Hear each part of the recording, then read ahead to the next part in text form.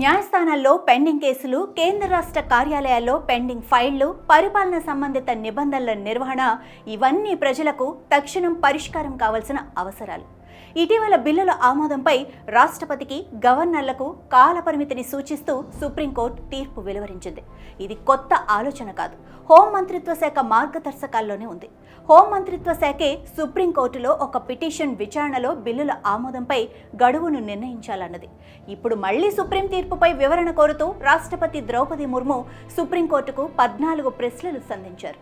గడువు అవసరాన్ని ప్రభుత్వమే ఒప్పుకున్న తర్వాత మరలా ఆ గడువుకు సంబంధించిన తీర్పు మీదనే సుప్రీంకోర్టుకే 14 రెఫరెన్స్లు ఎందుకు?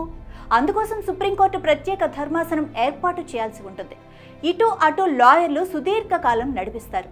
చివరికి సుప్రీంకోర్టు ఏ నిర్ణయం తీసుకున్నా మాకిష్టం లేదు, మేం ఒప్పుకోమనే అధికారం కేంద్ర ప్రభుత్వానికే ఉందని రాజ్యాంగంలోనే మనం రాసుకున్నాం.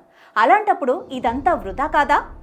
2024 ఏప్రిల్ 8న సుప్రీంకోర్టు ఇచ్చిన తీర్పులో మేము కేవలం హోంమంత్రిత్వ శాఖ 2016లో జారీ చేసిన మెమరాండం రూపంలోని మార్గదర్శకాలను అనుసరిస్తున్నాం. అవి 3 నెలల గడువును సూచించాయని పేర్కొంది. అంటే ఈ కాల పరిమితిని మొదట కేంద్ర ప్రభుత్వమే సూచించింది.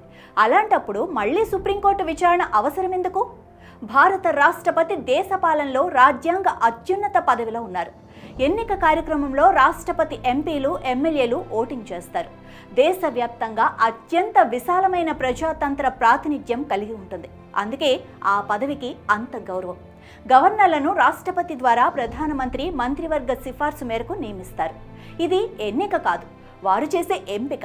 ఆయా రాష్ట్రాల్లో గవర్నర్లకు అత్యున్నత అధికారాలుంటాయి.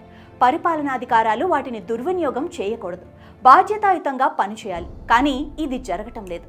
ఇది కేవలం తమిళనాడు సమస్య కాదు, ఎన్డీయేతర రాష్ట్రాలన్నింటిలోనూ ఈ సమస్య ఉంది. ఆర్టికల్ 200, 201లో కాల పరిమితులు లేకపోవటం తప్పుగా పరిగణించాల్సిన అవసరం లేదు. కానీ పరిపాలనలో సమయానుకూల నిర్ణయాలు చాలా కీలకం. గవర్నర్లు ఈ బాధ్యతను విస్మరించరాదు. తాము సాంప్రదాయ పరిపాలనా అధికారం కలిగినప్పటికీ నిర్ణయాలు ఆలస్యం చేయకూడదు. సుప్రీంకోర్టు తీర్పు అందరు గవర్నర్లకు వర్తిస్తుంది.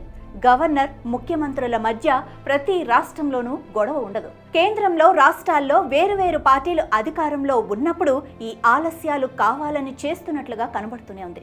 ఈ కారణంగా రాష్ట్ర ప్రభుత్వాలు చట్టాలు చేసుకోలేక పరిపాలన స్తంభించిపోతోంది.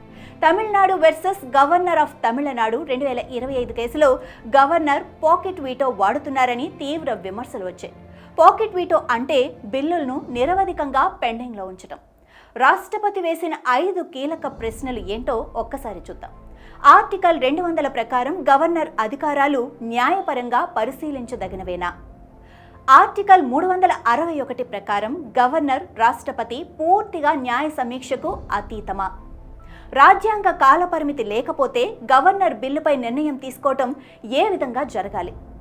ఆర్టికల్ 201 ప్రకారం రాష్ట్రపతి చేసే నిర్ణయాలు న్యాయపరంగా సమీక్షించదగినవేనా? ఆర్టికల్ 201 ప్రకారం బిల్లులపై రాష్ట్రపతికి గడువు విధించవచ్చా? ఉందనుకుంటే సుప్రీంకోర్టు గడువులు ఇవ్వవచ్చా? రకరకాల అనుమానాలు కూడా ఉన్నాయి దీని మీద. గవర్నర్ రాష్ట్ర కేబినెట్ సలహా మేరకే పనిచేయాలా? అప్పుడు రాష్ట్రపతి సుప్రీంకోర్టు సలహా తీసుకోవచ్చా? ఆర్టికల్ 142 ప్రకారం కోర్టులు గవర్నర్, రాష్ట్రపతిని తొలగించే ఆదేశాలు ఇవ్వగలవా? గవర్నర్ అంగీకారం లేకుండా రాష్ట్ర శాసనసభ ఆమోదించిన చట్టం చట్టబద్ధమా? ఈ అంశంపైన ఆర్టికల్ 145(3) ప్రకారం కనీసం 5 న్యాయమూర్తులతో రాజ్యాంగ ధర్మాసనం ఏర్పాటు చేయాల్సిన అవసరముందా? ఆర్టికల్ 131 ప్రకారం ఒరిజినల్ సూట్ లేకుండా కేంద్ర రాష్ట్రాల మధ్య విభేదాలను సుప్రీంకోర్టు పరిష్కరించగలదా?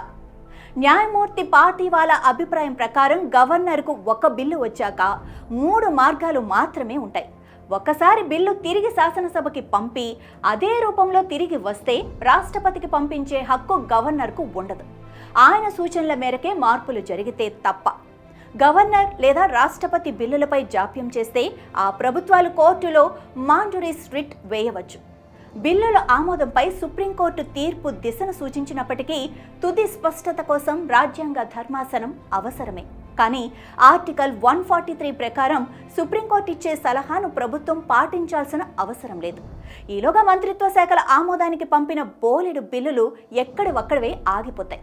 ఇది ప్రజల పాలనపై హక్కును దారుణంగా ఉల్లంఘించటమే.